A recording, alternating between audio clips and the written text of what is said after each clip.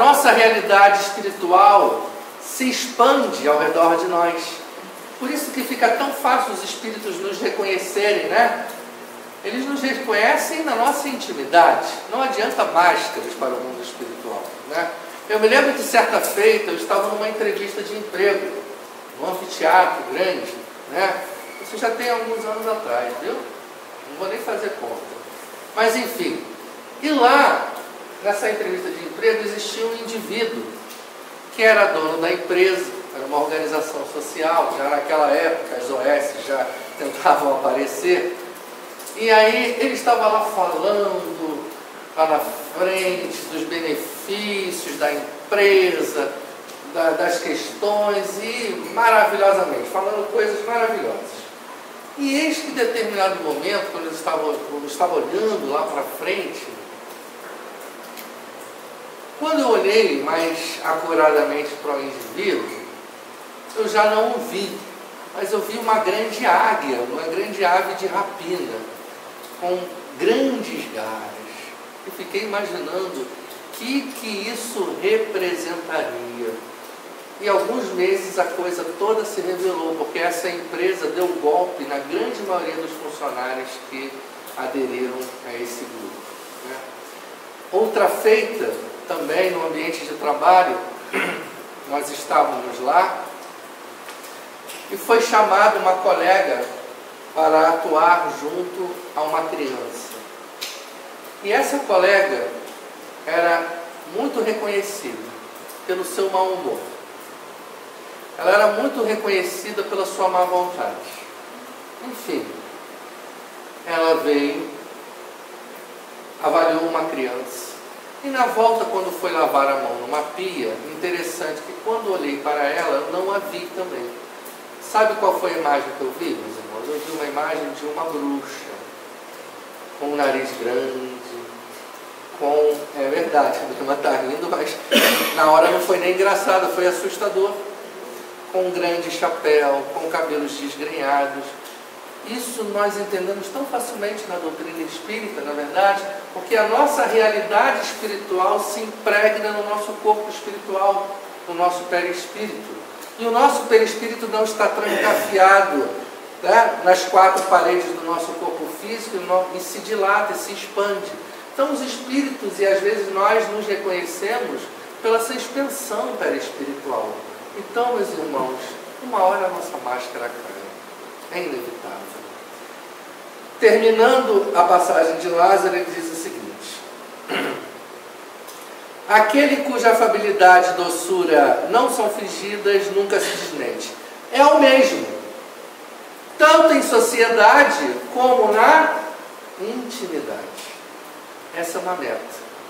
Sermos o mesmo onde quer que estejamos. O meu objetivo é eu ser tão educado com o Marcão, com o Luiz, com o seu Flávio, né? Ser tão educado assim lá em casa. Lá no meu trabalho, com aquele meu chefe, né, obsessor. Esse é o meu objetivo. Ser único em conduta. Ser uno. Estar alinhado naquilo que eu penso, que eu sinto e que eu me comporto. Esse, diz Lázaro, esse, ademais, sabe que se pelas aparências se consegue enganar os homens, a Deus ninguém engana. Alguém tem dúvida disso? Ninguém tem dúvida disso. Então nós temos aí, meus irmãos, com a mensagem de Lázaro, um grande desafio. Um desafio de tentarmos acessar essas virtudes internas, que são frutos do amor, como dirá o capítulo posteriormente. Quem quiser saber os próximos capítulos, venha no Caminho da Luz nas próximas sextas-feiras, né, Marcão? Vão ver a complementação desse capítulo, em que os Espíritos vão dizer que a afabilidade e a doçura nada mais é que a consequência da lei do amor. Então nós temos um desafio existencial, porque não pense que seremos dóceis e afáveis de uma hora para outra. Não seremos. Dentro de nós ainda carregamos essa águia. Às vezes ela vem para fora, não é verdade?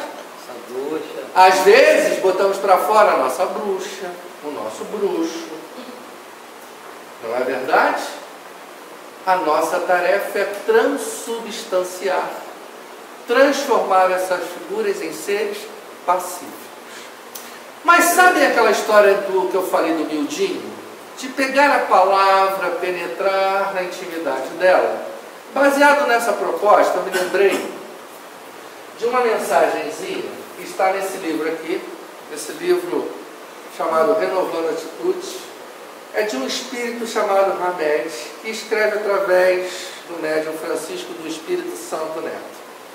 Esse livro inteiro, Hamed vai fazer interpretações, que nada mais é o que faz o Evangelho segundo o Espiritismo, do Evangelho.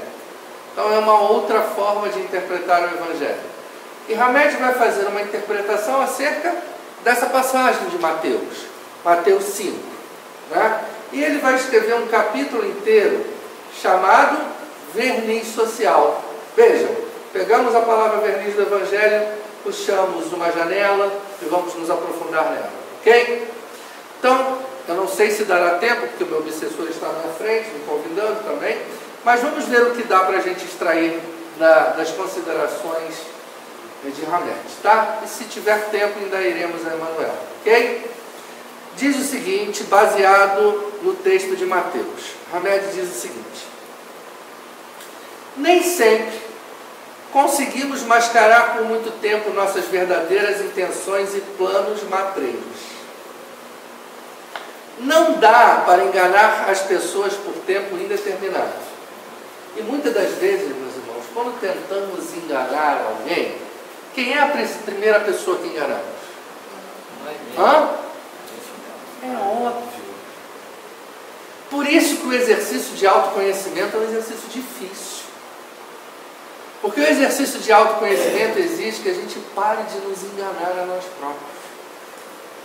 É duro no início, meus irmãos, mas é tão libertador.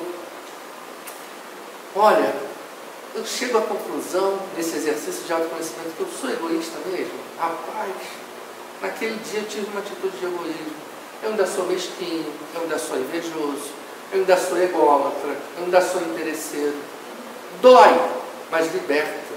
Porque o primeiro passo para se transformar é você ter o teu alvo de transformação na sua mão. Mas para que isso aconteça é preciso que eu deixe cair a máscara e me aposse de quem realmente eu sou. E tem algo tão consolador, sabe o que é, meus irmãos? Todos nós estamos no mesmo barco. Todos nós somos espíritos imperfeitos, como bem sabemos. Não há exceção. Só houve um aqui na Terra, quando o nosso mestre aqui esteve. Fora isso, todos nós somos mais ou menos imperfeitos. E isso é muito libertador. Então diz Hamed o seguinte: após vestirmos as roupas da afabilidade e doçura para encobrir rudeza e desrespeito, vem a realidade dura e cruel que desnuda aqueles lobos que vestiram a pele de ovelha. Haverá sempre um momento que devemos despir essa roupa, essa fantasia. Aliás, acabamos de sair de uma época, de uma comemoração, onde as pessoas instintivamente recorrem a essa estratégia da fantasia. Olha que interessante. Olha como é profundo e arquetípico a nossa proposta de colocar máscaras, né? Quando a gente coloca uma fantasia, às vezes as pessoas fazem até o que Deus duvida. Como se a fantasia apagasse os nossos erros, os nossos desvios. Segue Hamed.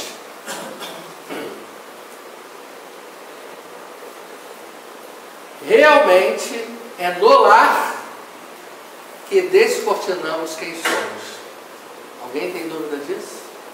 Se alguém quer conhecer alguém, bate lá na casa desse alguém e vê como é que ele se comporta dentro de casa. Com a esposa, com os filhos, com a mulher, com o marido. Lá a gente vai saber quem realmente nós somos. Às vezes a gente diz para os nossos filhos, né? Que diz assim, o pai do fulano é que é bom, vai viver com ele. Vai comer 1 quilo de sal com ele, né? Não. Isso é muito sério. E é tão interessante que na nossa mente infantil, psicologicamente infantil, muitas das vezes a gente acredita, né, na influência do mal. Hoje até conversando com uma pessoa, ela me falou, você acredita em macumba? Eu falei, eu não acredito em macumba. Eu falei, minha irmã, eu acredito muito naquilo que nós ventilamos dentro dos nossos lares de acordo com as nossas atitudes. Isso que a doutrina e o Evangelho nos ensina, né? Muitas das vezes na nossa inocência a gente acredita no mal que vem de fora e desse estar que dentro da nossa própria casa nós não executamos esse comportamento cristão que o Evangelho nos propõe. Como ser diferente? Como ser diferente, meus irmãos? É lá que nós devemos dar testemunho. Estar na casa espírita é uma forma de angariar recursos para nós executarmos lá dentro de casa.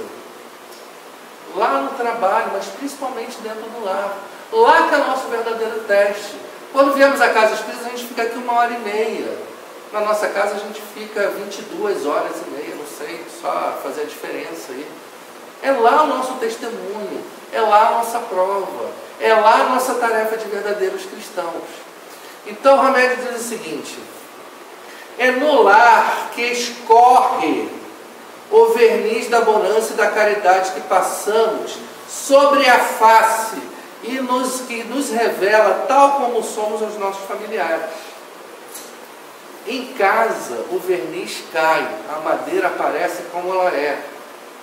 Se é cedro, é cedro. Se é pinho, é pinho. Se é carvalho, é carvalho. Trazemos gestos meigos e voz doce para desempenhar tarefas na vida pública. No contato com chefes de serviço, com chefe de serviço a gente sempre bonzinho, já viu? Chefe de serviço a gente é uma dama, um gentleman, né? Com companheiros de ideal e recém-conhecidos na casa espírita, a gente é um doce, é um mel, trata todo mundo bem, abraça, beija. E em casa? Tratamos da mesma maneira? Mas também trazemos, diz o Espírito, por detrás da fantasia e da máscara, pedras na mão, ou punhos cerrados, no trato com aqueles com quem desfrutamos familiaridade. Isso é muito sério. Por querer aparentar alguém que não somos, ou impressionar criaturas a fim de conquistá-las por interesses imediatos, é que incorporamos personagens de ficção no palco da vida. Às vezes nós somos personagens, sabe? E não é à toa que vivemos uma época onde a mídia e personagens fazem tanto sucesso. Já viram, meus irmãos? Já? Né? As pessoas são atores e atrizes de televisão, de teatro, de cinema, né? Menos elas. Elas incorporam os verdadeiros personagens. Ou seja, é como se cumpríssemos um script numa representação teatral. Nada mais do que isso. Mas todo teatro um dia acaba. Toda peça acaba. Já foi no teatro? Dura 1h, 1h15. Uma hora acaba. Diz Hamed, falando dessa tentativa teatral de desempenharmos papéis, né, de personagens. Veja se isso não é muito moderno. Maquilagens impecáveis, joias reluzentes, perfumes caros, roupas de moda e óculos charmosos fazem parte do nosso arsenal de guerra para ludibriar e corromper. E repito, meus irmãos, às vezes não é nem com má intenção, às vezes até inconsciente. Às vezes eu me visto de uma máscara de um personagem para conquistar simpatia, afeto, reconhecimento, inclusão no grupo, sem uma má intenção. Tudo porque eu não me conheço. Para avançar sinais e para comprar consciências. Não nos referimos aqui à alegria de estar bem trajado e asseado, mas à maquiavélica intenção dos túmulos caiados. Expressão utilizada por quem? Jesus. Ó hipócritas, parecem túmulos caiados, brancos por fora, porém por dentro só podridão. Palavras de Jesus. Repito, às vezes fazemos isso sem intenção deletéria, mas porque não nos conhecemos, pintamos cal por fora e deixamos mazelas que devem ser alcançadas, transformadas ainda por dentro, num subterrâneo emocional e espiritual, e tentamos ser quem não somos.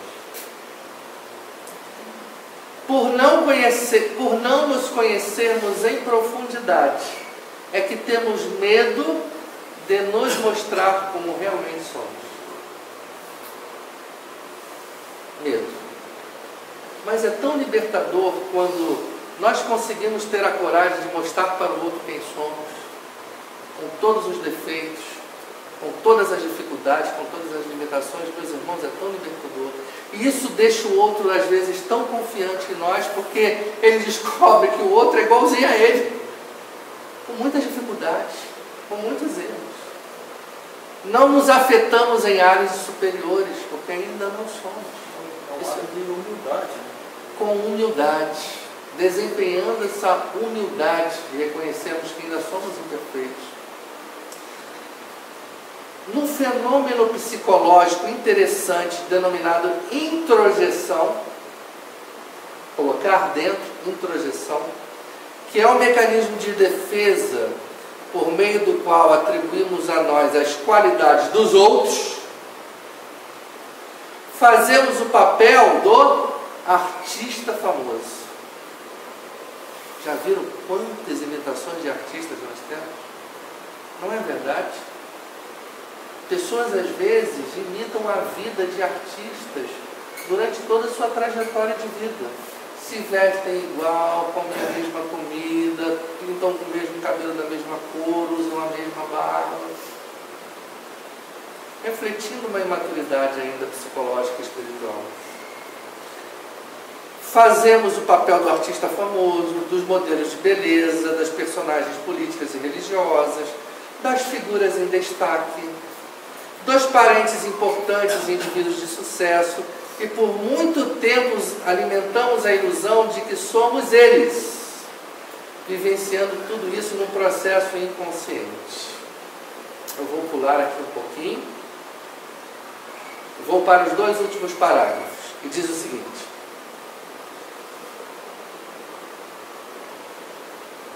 último parágrafo. Abandonemos o verniz social que nos impusemos nos transcorrer da vida. Para isso precisaremos de coragem. Para isso precisamos dar esse passo de nos aceitarmos como nós somos. Sejamos, pois, diz Hamed, autênticos. E quando a gente utilizar essa autenticidade com o outro se sentirá convidado a utilizar a autenticidade dele conosco. Descubramos nossas reais potencialidades interiores que herdamos da divina paternidade. Dentro de nós existem recursos inimagináveis, meus irmãos. Tesouros inimagináveis a serem descobertos. Mas é preciso tirar a máscara, despir a fantasia. Desenvolvendo-as, agiremos com maior naturalidade e, consequentemente, estaremos em paz conosco e com o mundo. E para que eu possa terminar com vocês, queria dar uma sugestão.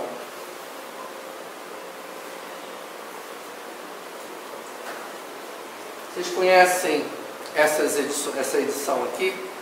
Essa edição, feita pela Federação Espírita Brasileira, são uma série de volumes dos comentários que Emmanuel faz acerca do Evangelho. Muitos deles espalhados por vários livros desse benfeitor.